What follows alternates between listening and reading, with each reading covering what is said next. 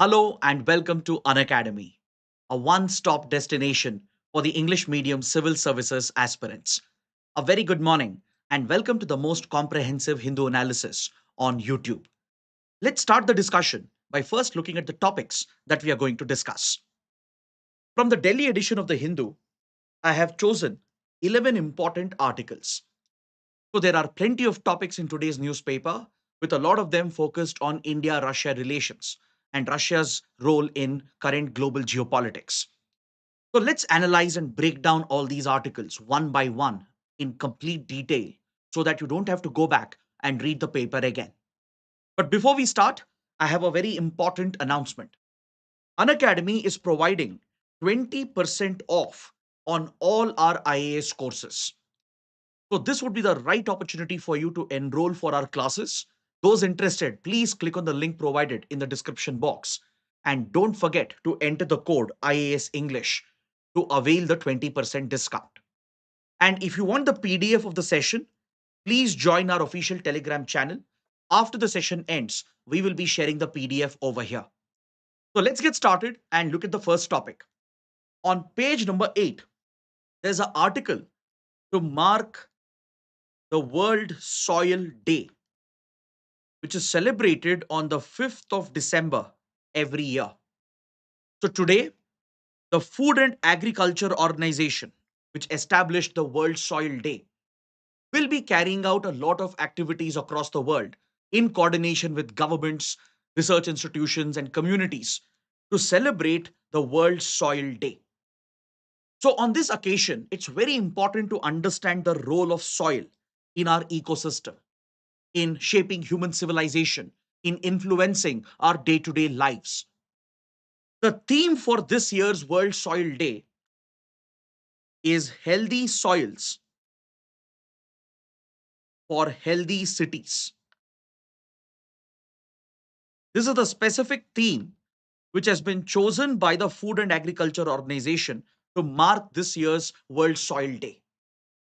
The day is being used to highlight the linkages between soil present in urban areas and its importance in urban governance.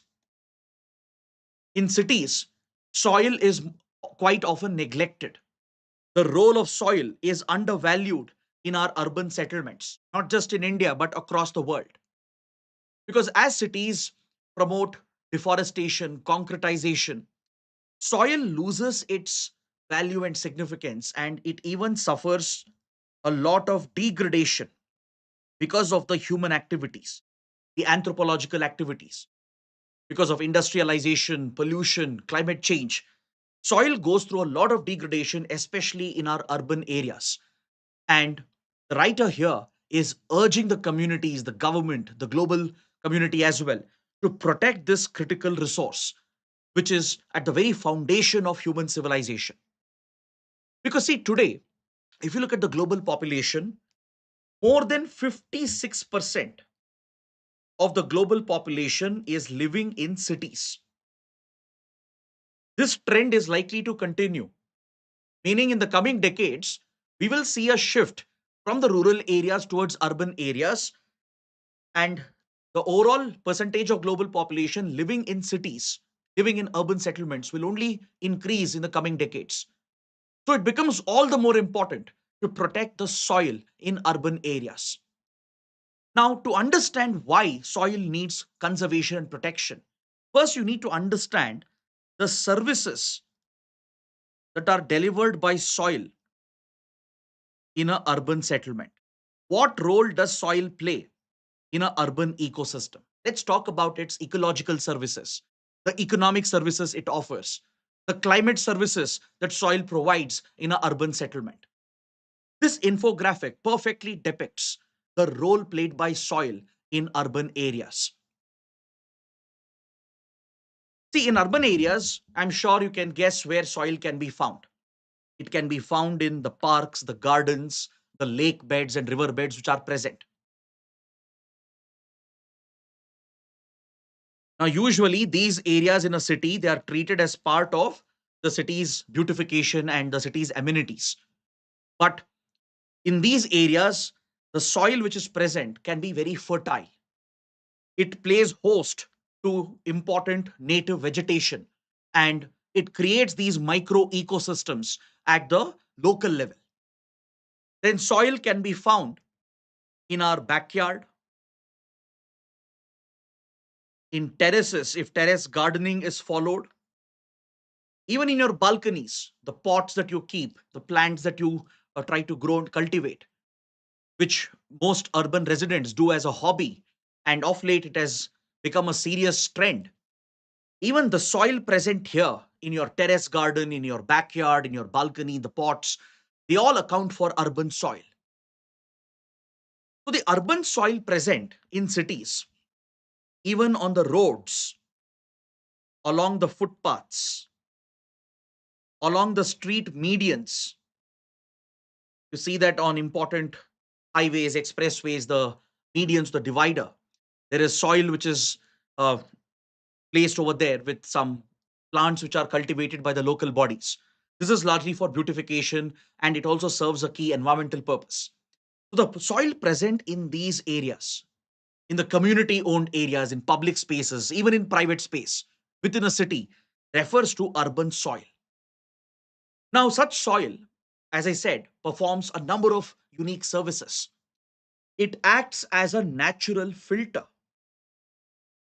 Urban soil is a natural filter to deal with pollution, to filter out harmful substances, industrial effluents, and other hazardous material which is being released by industrial activities and human activities. They can be filtered out naturally by your soil system. Take, for example, the water that percolates into the groundwater table. If the water has pollutants, the pollutants get filtered out naturally through the soil system through the process of filtration, and thus soil plays a critical role in our ecosystem as a natural filter. Soil plays a role in climate control. It has a moderating effect on the local climate, on the weather conditions, especially cities where urban heat islands is a serious phenomena. It helps in bringing down temperature, and it plays a role in controlling the phenomena of urban heat island. It can help mitigate the consequences of urban heat islands because of excessive emissions at the center of a city, and the dense population, the dense presence of buildings in a city.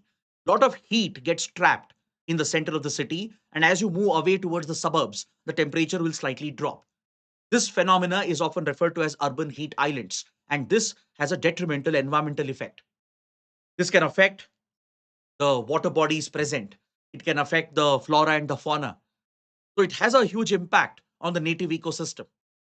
So soil, when it is protected in the parks, gardens, in the community spaces and private spaces, it can have a moderating influence through the vegetation that it sustains. And it helps in controlling the temperatures and mitigating the effect of urban heat island. It also acts as a carbon sink. Soil is a great carbon sink that can take away excess carbon and sequester the carbon, thus helping in the mitigation of climate change. So, soil plays such a unique role. It provides a aesthetic value to your cities. All the ornamental plants, the trees which are cultivated to provide shade for beautification purposes, they're sustained by the very same soil. And don't forget, it also helps in dealing with the food security challenge, especially because of gardening has picked up as a major urban trend. There are many urban residents today who are very serious about growing their own crops. It could be in their backyard, it could be in their terrace gardens, or in their balconies, even with small pots. The local food which is produced at the individual household level can make cities more self reliant and self sufficient. It will completely change the very nature of food supply chains, and it will make cities more carbon friendly or climate friendly. It will deal with the food security challenges, provide more nutritious organic food, because you can cultivate such crops organically without chemical inputs, without fertilizers, without pesticides. using natural compost and manure. So, soil in urban settlements sustains a variety of services. It can help mitigate disasters since it acts as a sponge, a natural sponge. It can absorb the excess water during heavy rainfall, during floods, and it can help mitigate urban flooding.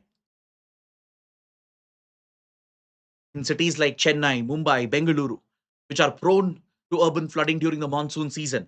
Conserving and protecting the soil can act it can act as a natural sponge to take out the excess water, drain that into the groundwater table or into the drainage channels to the lakes and the rivers present, and helps in controlling and mitigating the impact of urban flooding. So these are the variety of services provided by soil. Humans are so dependent on it. In fact, it forms one of the foundational elements that sustains life. It is the equivalent of water, oxygen, sunlight. So, this critical resource today faces a number of threats. The biggest threat is because of excessive pollution in our cities. The industrial effluents, the urban sewage, which is largely left untreated. It can contaminate the soil with hazardous material, toxic substances, even heavy metals. Apart from pollution, soil in urban areas has gone through a lot of compacting because of rampant construction, the building of houses, large buildings, public infrastructure transport projects. It results in compacting the soil, pressing the soil down into tight compartments, and it will not allow the soil to breathe. If you've ever tried your hand at gardening, you would know that for plants to thrive in any soil, the soil should be breathable. The soil also exchanges gases as part of the biogeochemical cycles. It'll keep exchanging nitrogen and other essential gases. The soil needs to be loosely packed. It should be breathable for plants to survive, for vegetation to thrive. But because of large scale construction in cities, soil gets compacted, it gets tightly packed, and thus soil finds it difficult to breathe and exchange the gases and sustain the biogeochemical cycles. Then we have the laying of concrete and asphalt, which has covered up the soil in our cities.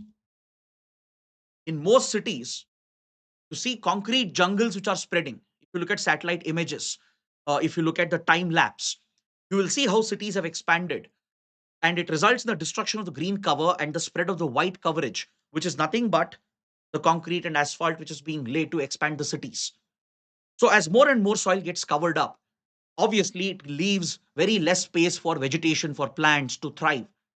Now, if you look at any small patch of soil in a city, it actually sustains a micro ecosystem of its own. Even the soil present in a pot in your balcony, or a small patch of soil present on the road, on the side of the footpath, or in the median of the street, even that soil can sustain some plants. It will have earthworms, microorganisms. It can sustain bird life. It can sustain various insects and various other organisms, creating a micro ecosystem, a micro food chain, which plays a much larger role in the larger scheme of things. Even if you take one spoon of soil, it will have millions of microorganisms, which can play a very productive role in the entire life cycle. So today we are destroying the soil, which is such a critical resource, without thinking about the consequences. In urban planning, in urban governance, there is hardly any attention paid for soil conservation. Despite the numerous services it offers and provides, there is very minimal focus on protecting the soil in our cities. So that is the focus of this article. On the occasion of World Soil Day, the writer is urging the government, is urging the states, United Nations, and more importantly, the local bodies and the communities, that includes us individuals. All these stakeholders have a responsibility to conserve and protect soil. So, see, according to the data of Food and Agriculture Organization, One third of the soil in the world is undergoing degradation.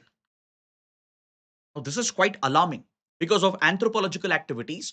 One third of the soil present in the world is undergoing degradation.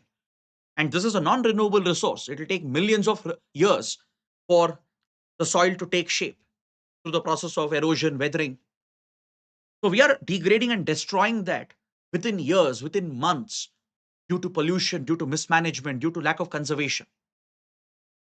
So as a result, it becomes very important for the stakeholders to take proactive steps to conserve soil at the city level. As we discussed, it can help in carbon sequestration. It can help in moderating local climates.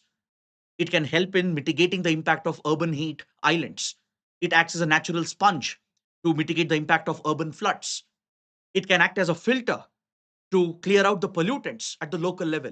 It sustains multiple micro ecosystems, and flora and fauna, especially the native variants, are dependent on it. And you can even ensure food security at the city level, make cities more self sufficient with regard to their food production and their food supply chains. So, to do this, you need a well planned effort in urban governance.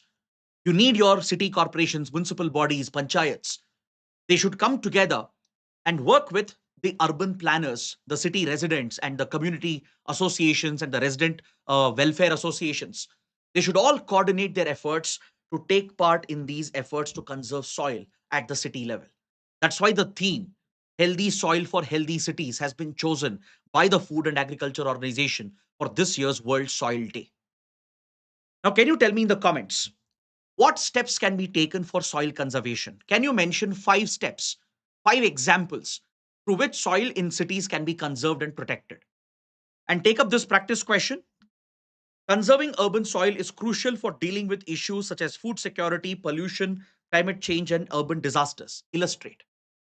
Using the discussion we have had and the structure that I followed, please use the same points and build a good answer. And I've given you one small homework, one assignment.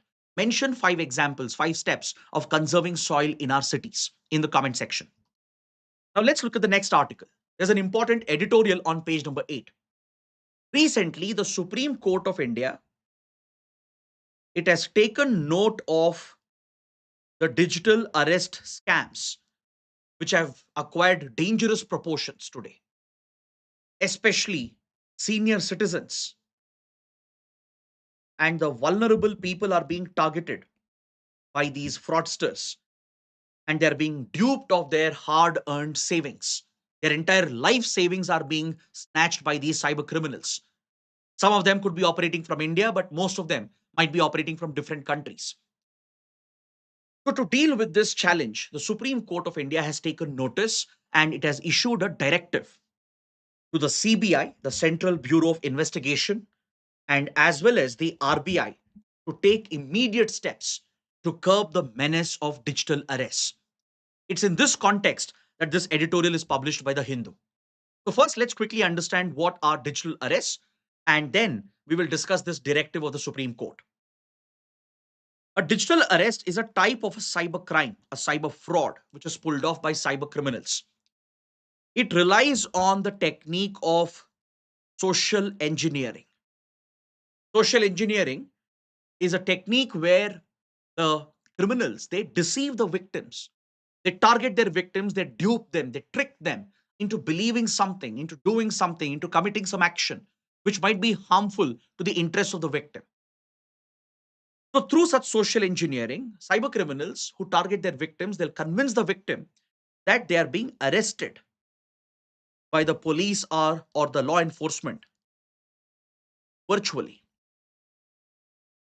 Since they would have access to the data of the victim, their name, their date of birth, their place, their age, and other personal details, they will communicate with them either through social media apps like Telegram, WhatsApp, or they might even place a internet based call, and they will convince the victim that they are from the police or from a government department like IT department or from customs or from the NIA or from enforcement directorate, and they will convince the victim that their name has cropped up in some investigation, or they will name their family members or friends because they would have that data which they would have harvested through social media platforms, and they will convince them that this person is being investigated in a particular crime, in a terror case or in a tax fraud or in money laundering cases.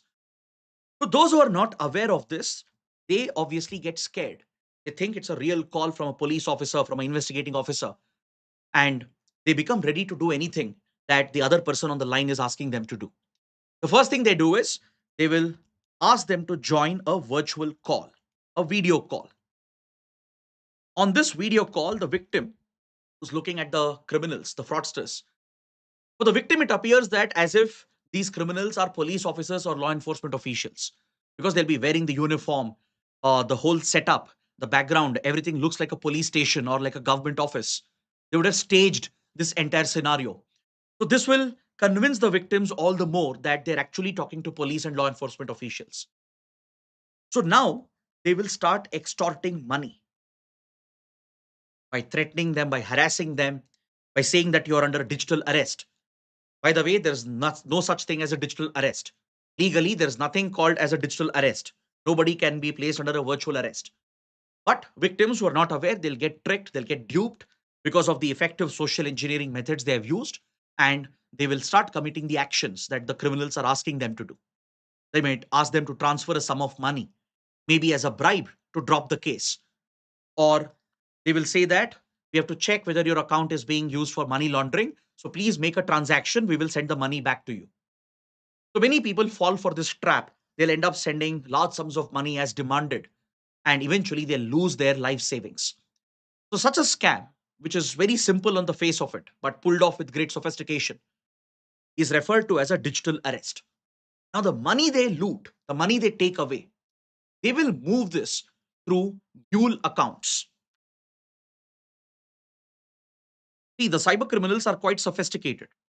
They can't use their own bank accounts and KYC verified accounts to move the money, because the police, when they investigate, they can easily trace the money trail and they can get hold of the culprits. So, to derail investigations and to ensure that investigations don't lead to the cyber criminal cartels, they make use of mule accounts. What are these mule accounts? Cyber criminals,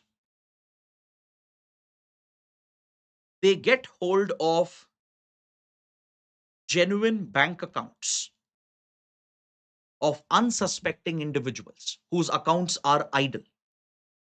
For example, a college going student, right? They might have a bank account, but they may not have enough money in their account. So these cyber criminals will recruit such people online. They will ask them to share their bank details so they can use the account for a transaction. They will say it's a one time transaction, and they will pay a decent commission. Imagine if someone reaches out to you on Facebook or Instagram, tells you that I'll pay you 10,000 rupees if you allow me to use your account just once. I have to move maybe 10 lakh rupees, and I'll promise you to give 10,000 rupees just for allowing one transaction to happen through your account. So if you're a college going student, obviously you'll get enticed. Or imagine a poor person, a farmer, or someone from a vulnerable section. They have a bank account, but there's not much money in it. They don't use the account as well. So when someone offers them money or commission, they get lured by it. They allow these criminals to use the account for transferring the money that they have looted.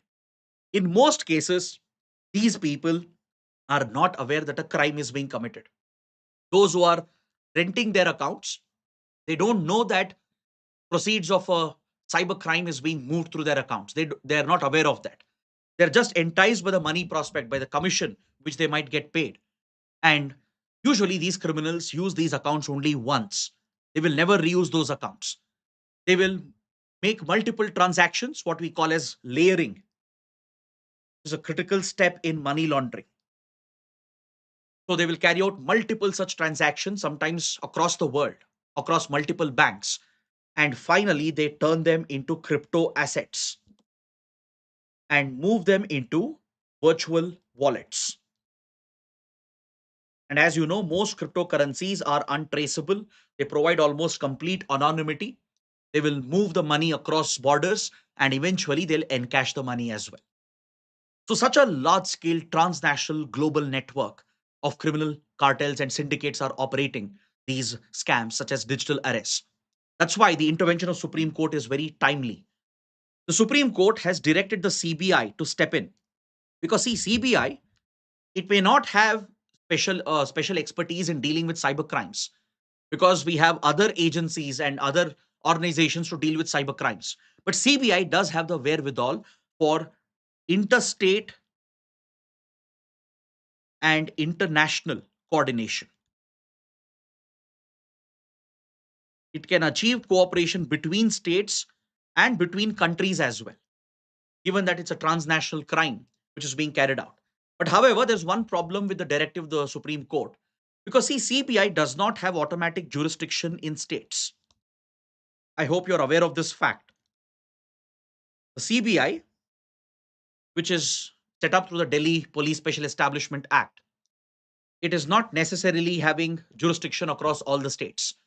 States have to grant consent. Either they give a general consent allowing CBI to take up cases in the state, or they give a specific consent, case by case consent. So now Supreme Court's directive asking CBI to work with the states and look into these cases of digital arrests and cyber scams. It raises concerns about center state relations and the question of jurisdiction because this will directly eat the jurisdiction of the state police. It counters or it overlaps with the jurisdiction of the state police. And some states have not given consent to the CBI. Many states have withdrawn the general consent as well. But that issue apart, that's a separate legal constitutional issue altogether. The involvement of CBI would be the most appropriate to achieve interstate coordination between police forces, between center and states, and also to achieve transnational cooperation. Because most of these fraudsters and these cyber cartels are operating from Southeast Asia, especially from Myanmar, from the Golden Triangle region that includes Myanmar, Laos, Cambodia, Thailand. This is where scam compounds, scam centers are located that almost look like IT parks or call centers. And this is where Chinese owned mafias, Chinese controlled mafias are operating. They are operating with impunity with the blessings of Myanmar's military junta. The military regime allows these activities to take place as it collects a tax which is providing revenue for the military regime which is under global sanctions. See, Myanmar is sanctioned by Western countries. It is under FATF sanctions. It has been blacklisted. It is struggling for money and resources. So, by allowing these criminal activities to flourish, the military regime in Myanmar is profiting from these cyber cartels as they pay a part of the illegal proceeds to the military regime. And this is what is fueling these criminal activities from Southeast Asia, from Myanmar to Cambodia. So, United States has recently launched a dedicated strike force, the Scam Center Strike Force, to take punitive action against these cyber criminal cartels. The US, which has sufficient resources and reach and influence, it has set up a dedicated strike force for this purpose to crack down on these cartels. The pressure on Myanmar's military regime is also building from United Nations, from European Union, from FATF. The pressure is mounting on the military regime. And recently, the military regime even carried out few strikes on some of the cyber compounds, the scam compounds present in Myanmar. But experts believe that these were not genuine strikes. They were only done to show to the world that Myanmar is acting against cybercrime. But in reality, the military generals who are corrupt, who are in collusion with these mafias, they have allowed the big fish to get away and just relocate the scam centers to some other location while they put up a public stunt, a PR stunt in front of the world showing that Myanmar's military is targeting the cyber criminals. So you can't expect Myanmar to cooperate on its own willingly, though India has good relations with Myanmar. India has fantastic ties with the military regime, but still, the military regime is unlikely to cooperate with India. So India will have to take steps on its own and as well as in coordination with other like minded partners. For example, India will have to work with groups like ASEAN, United Nations, European Union, and bring pressure through these organizations. India has very good ties with the ASEAN group of countries, and Myanmar is a member of the ASEAN. So, through ASEAN, we need to bring pressure on the military regime in Myanmar to genuinely crack down on these cyber cartels. We should work with UN, FATF, European Union, and we should have our own national approach where Indian agencies like CBI, CERT-In, and the Cybercrime Coordination Center under the Ministry of Home Affairs, they will work in close coordination with state police forces and the cybercrime cells to crack down on these cartels. And we also have to spread greater awareness amongst the people at schools and colleges, focused on senior citizens, old age people. There should be greater awareness. There should be greater media engagement. There should be public awareness campaigns on social media to make people aware of digital arrests and similar cyber scams. So, this all round effort is required from India, both domestically and globally. We will have to work with our partners and regional organizations and as well as take up local efforts. And in that regard, the directive of the Supreme Court holds a lot of importance. Supreme Court has directed the RBI as well to act against these mule accounts to ensure money laundering is tackled and suspicious transactions are flagged and monitored by the banks and financial institutions. So RBI also has been directed by the Supreme Court to improve its checks and step up the surveillance in the banking system to deal with the mule accounts which are being misused by these cyber criminals. So based on what we've understood, take up this practice question. Tackling digital arrest scams needs domestic and global action. Analyze. So it's a straightforward question. You need to analyze the statement, give examples, and provide a way forward, provide solutions on how to deal with digital arrest scams. So I'm sure you'll be able to write a good answer based on what we have discussed. Now, moving on, there's a very interesting and a very important article in today's paper on page 11.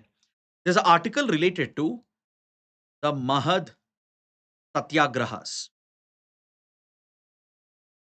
how it shaped the Constitution of India, how it shaped the ethos that you find in the Indian Constitution, how it influenced the concept of constitutional morality, the values that are imbibed in the Indian Constitution, the values of equality.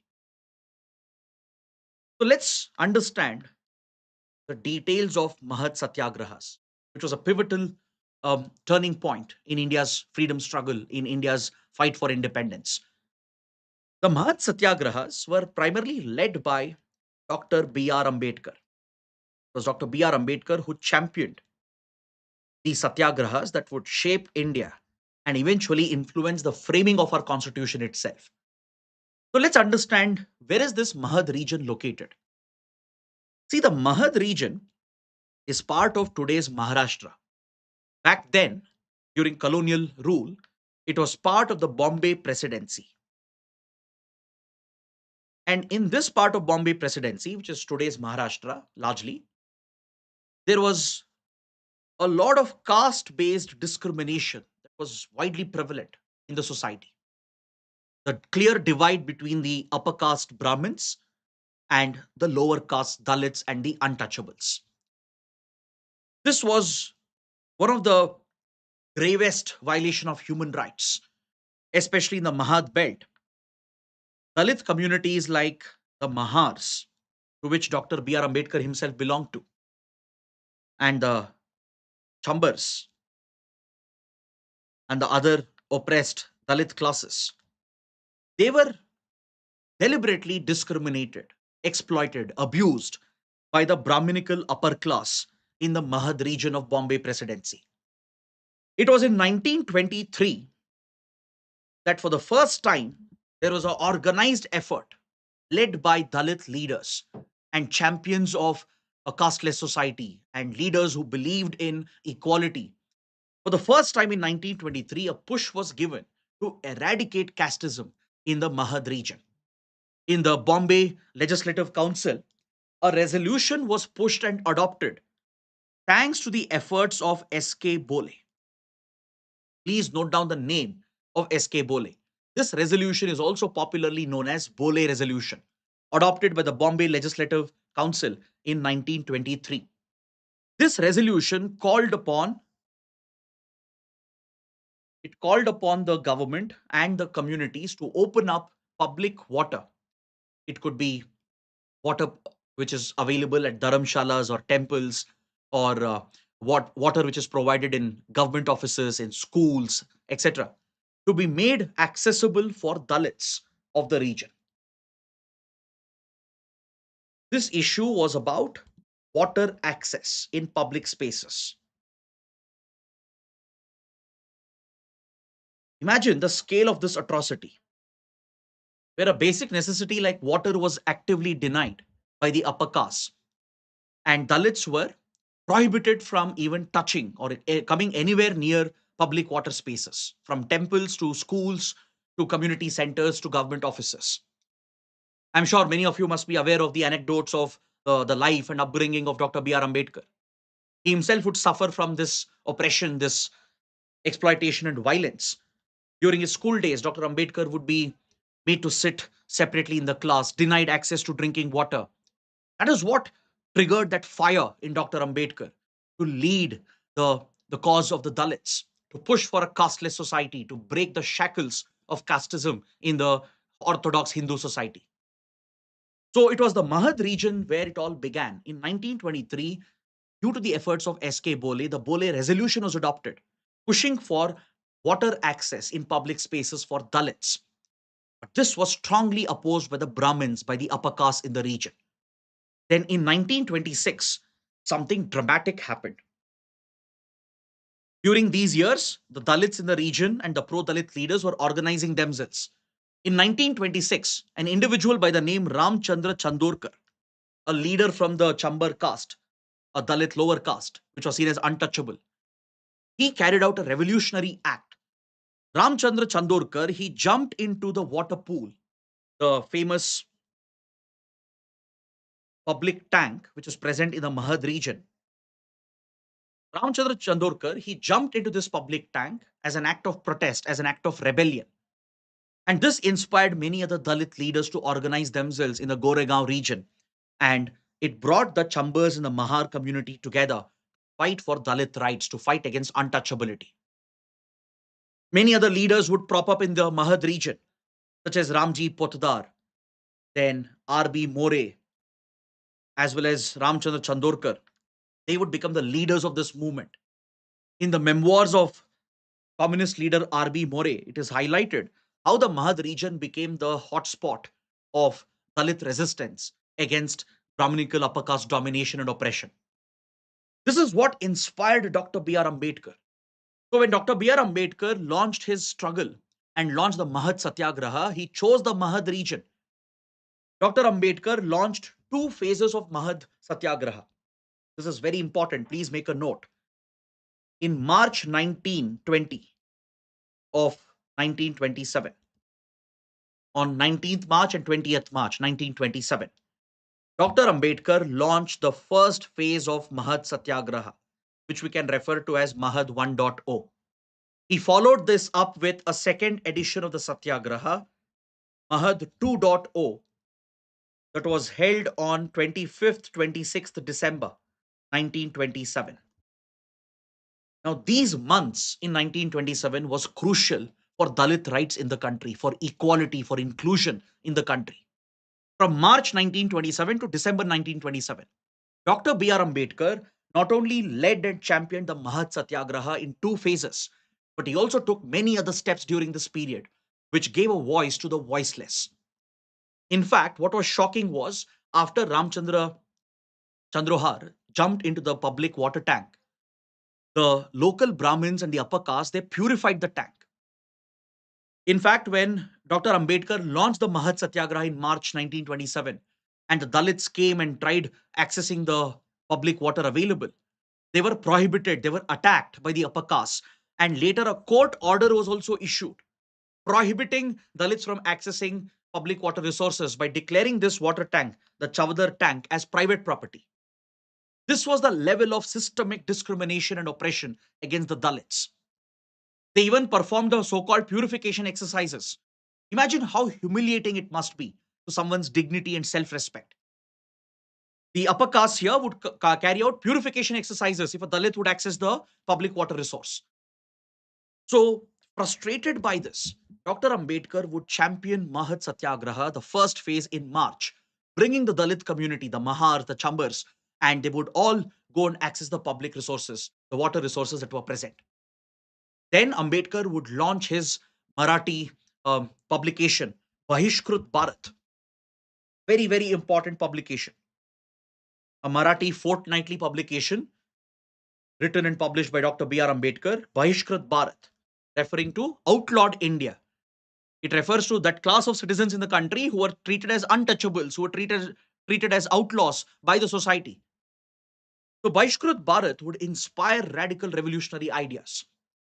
In fact, this act by Dr. B.R. Ambedkar to lead the Mahad Satyagraha, bringing the Dalit people together and pushing them to access the public water space, and the act of Ramchandra Chandorkar of jumping into the public water tank. These were two of the greatest revolutionary acts led by Dalit leaders in the country. So, along with this, the Dalit community under the leadership of Dr. Ambedkar even formed the Ambedkar Seva Dal, as Dalits were being attacked when they tried accessing temples or when they tried accessing public spaces and public water. They would be attacked by the upper caste. So, to protect the Dalits, Ambedkar Seva Dal was set up the same period in 1927. Bahishkrit Bharat was being brought out, which spoke about human rights and became one of the first major human rights movement in the country, focused on the principles of equality, on the principle of inclusion, on the principle of equity. Dr. Ambedkar would vociferously raise his voice and write in Vaishkrut Bharat about the atrocities faced by the Dalits in the country. And he would even eventually burn the Manusmriti when Mahad 2.0 was launched. When the second phase of Mahad Satyagraha was launched on 25th December, Dr. Ambedkar carried out one of the greatest revolutionary acts by burning Manusmriti, which promoted orthodox, conservative ideas and values that led to the oppression of the Dalits and even the oppression of women. That's where Mahad Satyagraha has its importance. Mahad Satyagrahas not only led to the upliftment of Dalits, it gave a voice to women.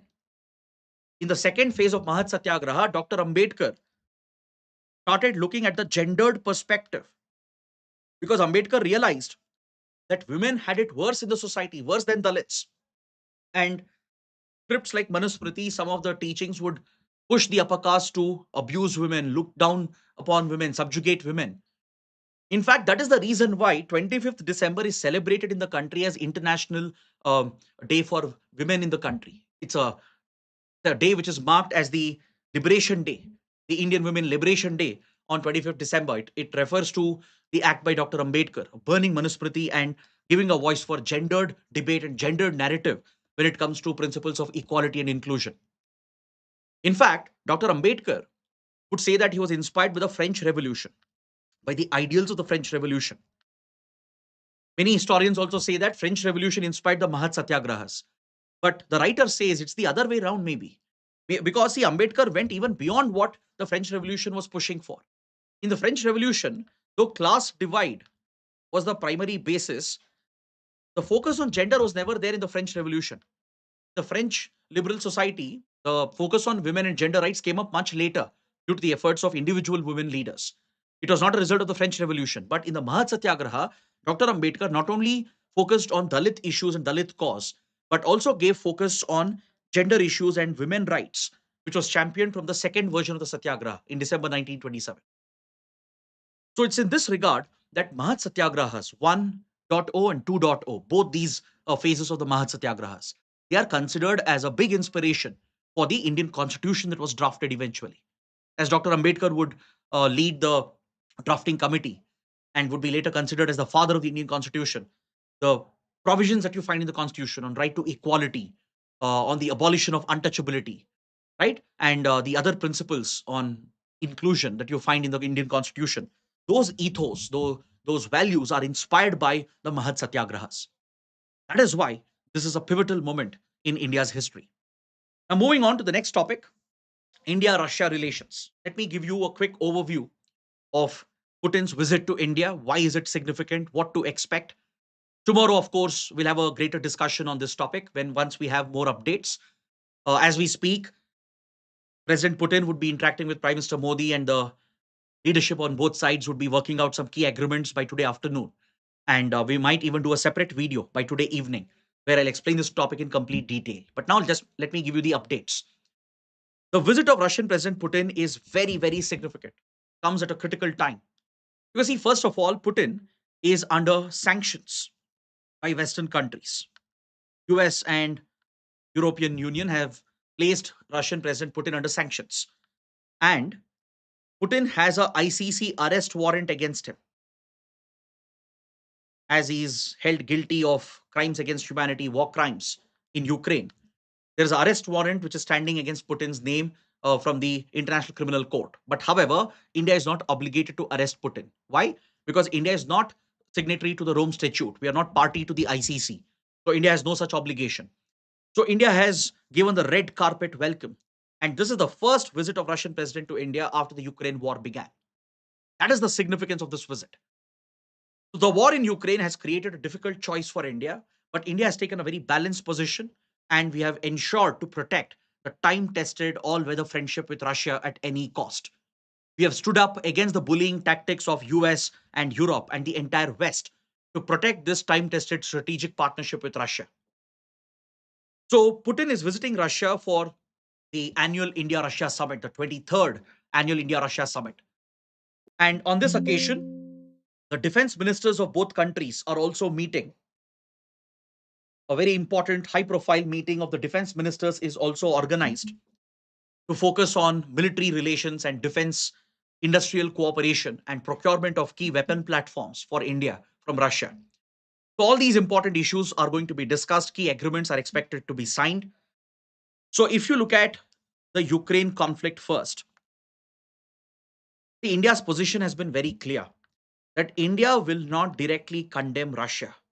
There won't be any direct criticism of Russia.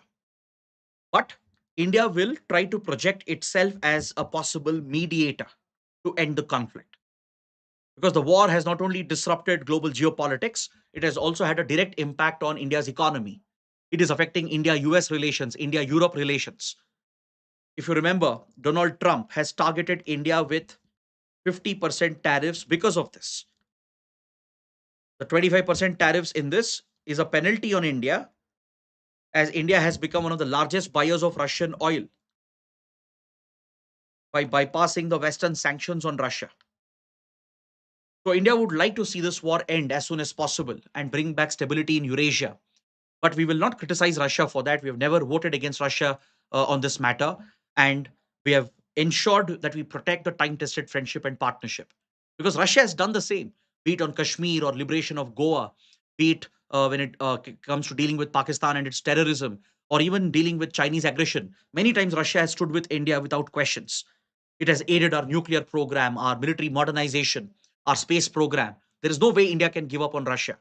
So India has very well balanced this approach, protected the time-tested partnership with Russia while taking a forward-looking position to end the conflict, to act as a possible mediator, and expressing sympathy for Ukraine, providing some assistance and aid as well to Ukraine.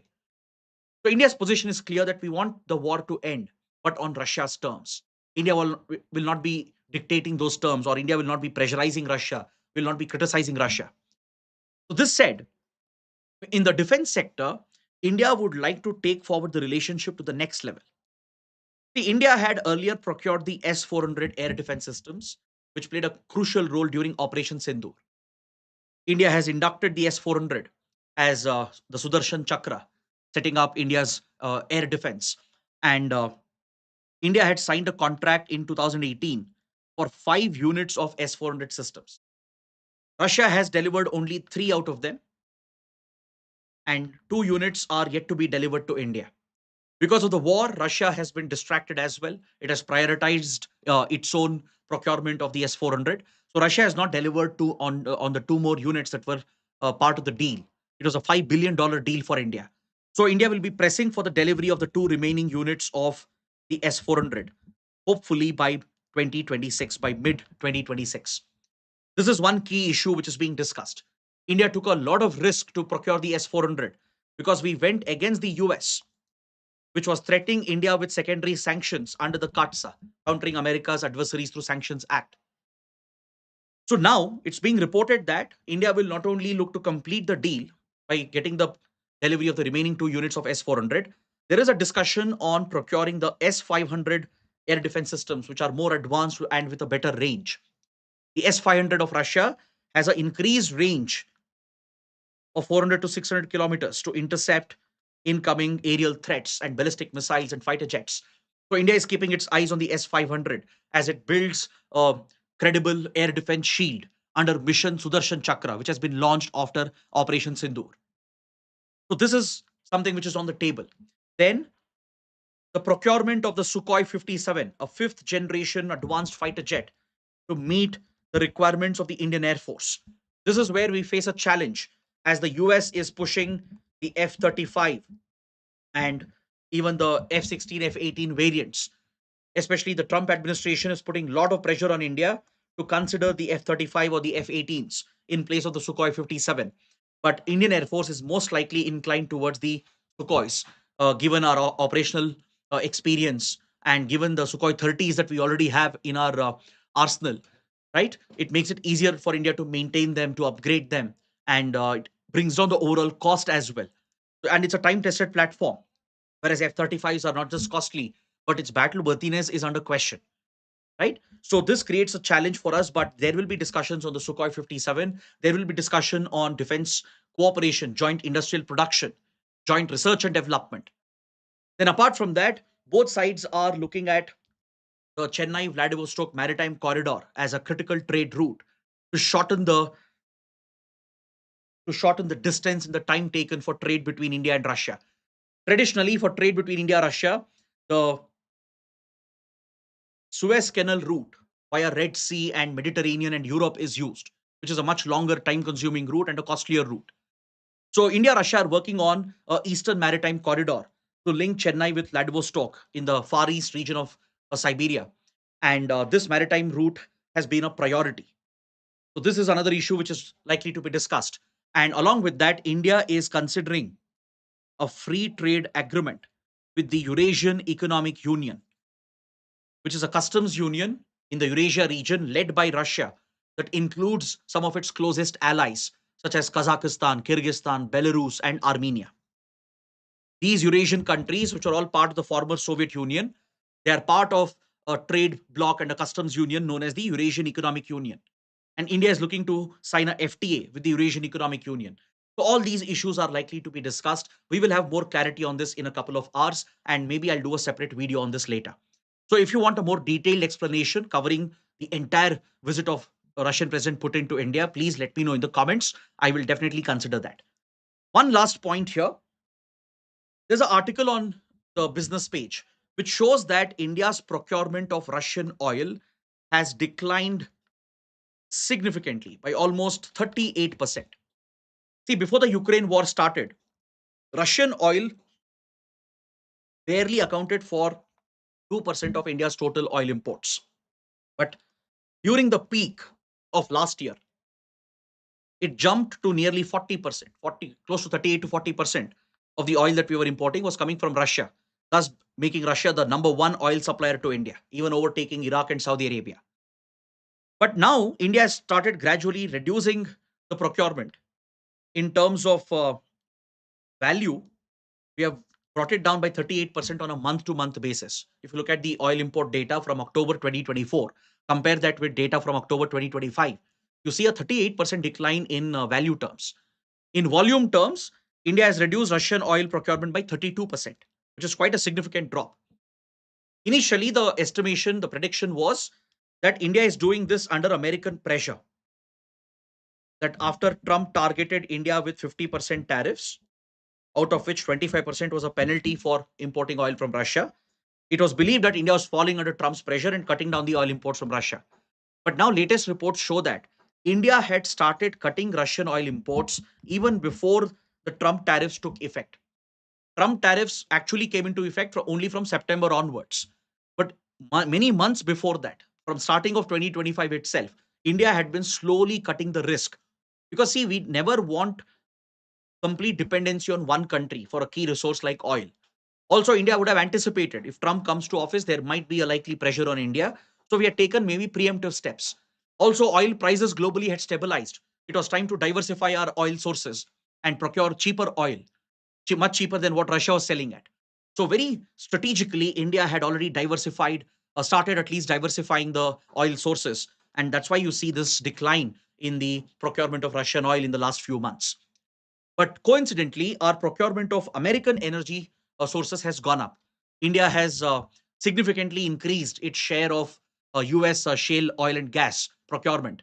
And maybe that is India's way of balancing the ties between US and Russia. It's like a trade-off, a sort of a compromise.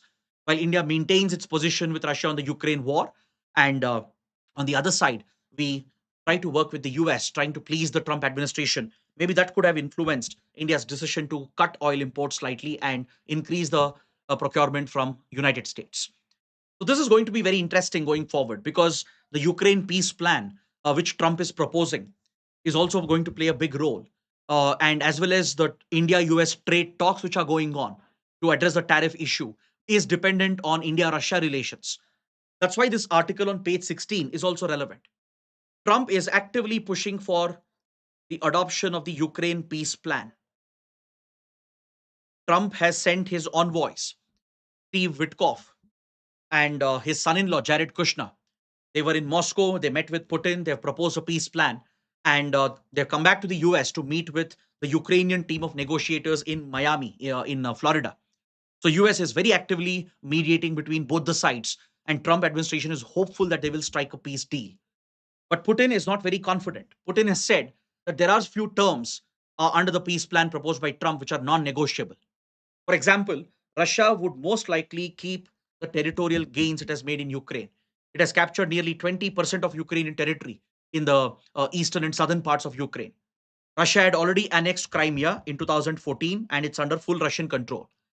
Since 2022, it has occupied these territories, most of it at least, Luhansk and Donetsk in the Donbas region, and Zaporozhye and Kherson. So nearly 20% of Ukrainian territory is today under Russian occupation, and Russia wants this to be formally recognized by Ukraine and by the global community. Trump has shown willingness to agree to such a deal, but Ukraine is obviously against it. And also, Russia wants future security guarantees that Ukraine will not pose a threat to Russian interests, that Ukraine would not join NATO, and the expansion of NATO and EU would stop towards the eastern parts. That has been Russia's primary demand.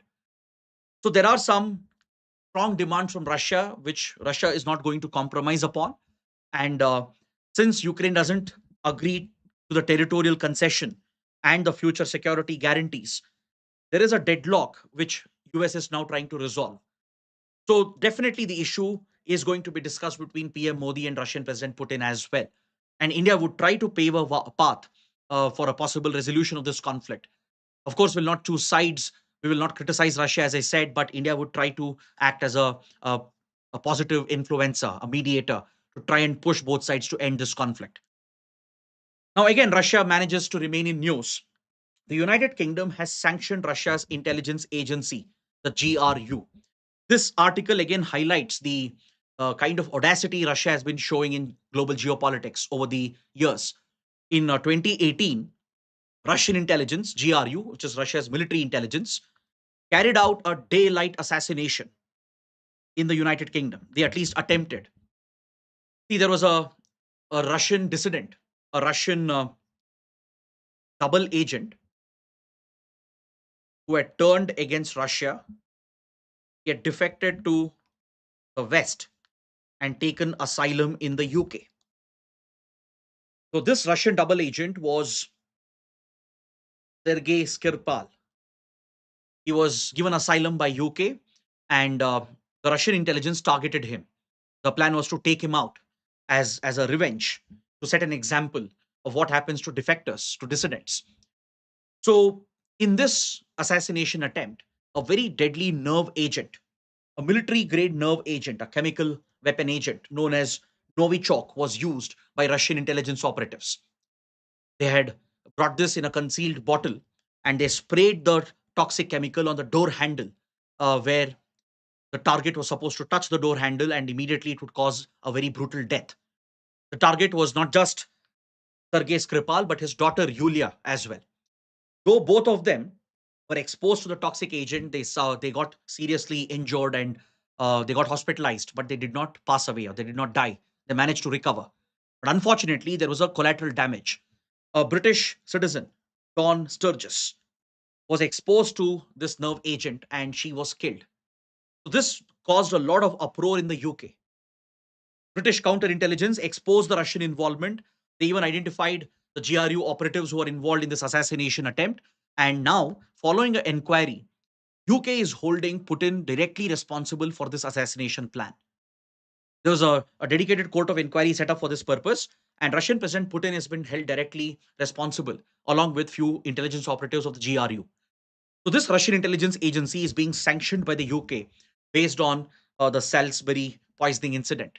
That's where the incident occurred. The assassination attempt was carried out.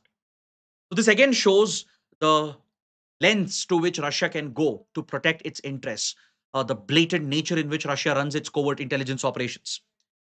Then another big development from our neighbor Pakistan. Asim Munir has fulfilled the promises of the 27th Constitutional Amendment Act. President Asif Ali Zardari has appointed Asim Munir as the first Chief of Defense Forces. See, through the 27th Constitutional Amendment Act, the position of the chairman of the Joint Chief of Staff Committee was abolished, and a new position was created called the Chief of Defense Forces, who would be the head of the Joint Chief of Staff Committee. The Chief of Staff Committee comprises of the three service chiefs from the Army, Navy, and the Air Force. So Asim Munir, who had decorated himself with a Field Marshal rank after Operation Sindoor, is now giving more powers to himself, and the serving army chief automatically becomes the Chief of Defense Forces, essentially giving the army chief full control over all the three armed forces. So Prime Minister Shahbaz Sharif has recommended this formally, which is just the due process to be followed as per the constitutional amendment, and the president has appointed Asim Munir. So this is basically Asim Munir appointing himself as the CDF through a constitutional route. That's why experts are calling this a constitutional coup. He has even granted lifelong immunity for those holding the rank of a field marshal, and he will get to hold the title of the field marshal throughout his life and enjoy all the privileges with lifelong legal immunity for all his actions. So this effectively makes Asim Munir the most powerful military leader, a sort of a dictatorship which has come into place in Pakistan, and this could be quite dangerous for India. Now, coming to the prelim section, let's take a quick look. On page 5, the Hindu carries an image of the dwarf cow, the Punganur cow. I'm sure many of you remember this when Prime Minister Modi personally promoted the, the cultivation, the farming of the Punganur cow. It is native to the Chittoor region in Andhra Pradesh, the Chittoor district of Andhra Pradesh. This is where you find this native breed. It's a dwarf cow, very small in size, very cute looking, almost like a big sized dog. But it's known for its resistance and resilience, and it provides decent quantity of milk. So, rearing or cultivating the Pangnur cow, or the Pungnur cow as it is called, is considered to be a very lucrative opportunity, livelihood opportunity for farmers in rural areas. Today, even in urban areas, many city residents as well are adopting the Pungnur cow, as it's easier to take care of. It requires lesser space, and this is driving a new sort of a revolution in the milk production sector.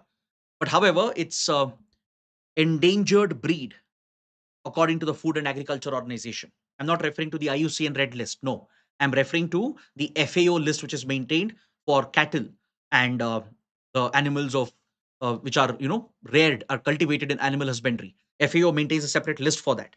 So it's considered as an endangered breed and listed as critical because it's native to the Chittoor region in Andhra Pradesh. Its spread and range is very limited. It's very sensitive and delicate to changes in environmental factors, right? So that's something you need to note down. Next, the Department of Post is bringing out a new platform and a new tool known as DHRUVA.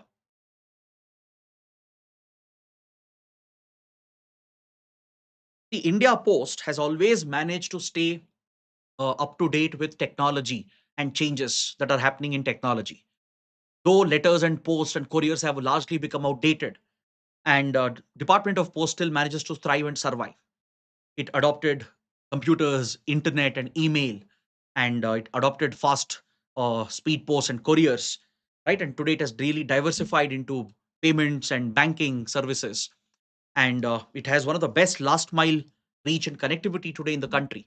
So Department of Post is proposing an amendment to the Post Office Act to implement a new initiative called DHRUVA. DHRUVA stands for Digital Hub for Reference and Unique Virtual Address. DHRUVA would be essentially a virtual address that we all can generate, that can replace the physical address that we provide everywhere. It will be like the UPI version of address, where basically for your home, you can create a virtual address. There would be one unique ID that is based on the DigiPin system that was already rolled out by the Postal Department. What is DigiPin? DigiPin is basically 10 character alphanumeric code that helps in marking the latitude and longitude of a place.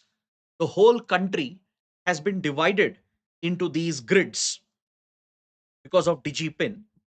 Each grid is roughly 14 square meters. The whole country is divided into 228 billion DigiPins under the initiative. So it's a reference to the latitude and longitudinal position. The whole nation is divided into these grids. Each grid will be around 14 square meters patch land, and a 10 character alphanumeric code will indicate that particular location. It's going to be very useful to especially mark locations in rural areas where it's hard to identify an address or provide a location, right? In hard to reach areas, it will really help in delivery of public services, government services, that is, and even delivery of private services. So DigiPin would be the base, the foundation of the DHRUVA platform. So this would essentially be converted into a virtual address. So whenever you use private services, it could be an e-commerce app, food delivery app, cab hailing apps. You have to type your address each time, correct? Physically, your door number, street, the area, the locality, everything, the pin code, a lot of details to enter each and every time, which is very painful. It may not be accurate as well. But now with DigiPin, it has great accuracy. And on the foundation of DigiPin, the DHRUVA platform, which is a repository of the virtual address, will create a unique ID which is shareable. Just like you share your UPI IDs through a QR code or you give the UPI ID itself. Similarly, in the future, you can share your address instead of typing your physical address. And you have full control over it. You can determine for how long the service provider can have access to your virtual address. Let's say on Swiggy, Zomato, Amazon, Flipkart, you can give them access to your virtual address for 3 months, for 6 months, so that you control your access. And this will help in better delivery of private and as well as public services. So this is part of India's digital public infrastructure that we are building up to improve the delivery of services, both public and private. So private companies will have the option to make use of these virtual addresses, but government entities will find this to be immensely useful. Just like UPI is maintained by the National Payments Corporation of India, a similar non-profit body would be set up under the Post Office Act, under Section 8, which will administer the DHRUVA initiative, which will be the UPI equivalent for your address. Instead of giving a physical address, going forward, you can share your virtual address. With just a click of a button, you can share your virtual address. Next, UK and Norway have agreed to launch joint naval patrols, especially in the North Sea, in the Baltics, and towards the Atlantic to protect their critical infrastructure. Because of late, there have been some concerning developments in this region where undersea internet cables, undersea pipelines, they have been sabotaged. And experts believe that this is a result of the Russia Ukraine conflict. Either the Russian intelligence services or the Ukrainian intelligence services. Either of them could be responsible, or it could be any other entity which has a stake in the Russia Ukraine conflict. There have been several incidents in recent years where the undersea uh, oil pipelines, gas pipelines have been sabotaged. They've been damaged and destroyed, like the like the Nord Stream pipelines that connects Russia with Germany. They have been sabotaged multiple times. The undersea submarine internet cables have been sabotaged. So this has become a real threat, and this is a critical infrastructure for some of these European countries. So, to safeguard and protect these assets in this region, joint naval patrols are being organized by UK and Norway. They'll be deploying their naval fleets and their specialist divers to protect these critical assets, which is the backbone of their country's economic framework.